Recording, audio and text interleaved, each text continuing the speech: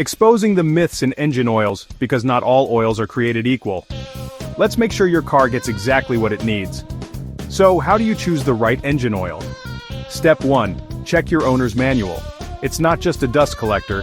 Inside, you'll find the manufacturer's recommended oil type and viscosity, like 5W30 or 10W40. Step 2. Consider your car's age and mileage.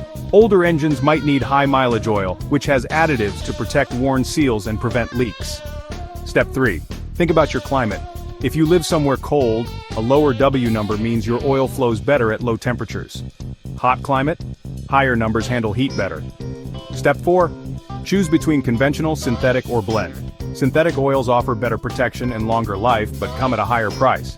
Blends are a good middle ground, while conventional oil works just fine for some older models. Finally, don't forget regular oil changes. Fresh oil keeps your engine happy and running smoothly. So, next time you're staring at rows of engine oil, you'll know exactly what to look for. Your car and your wallet will thank you.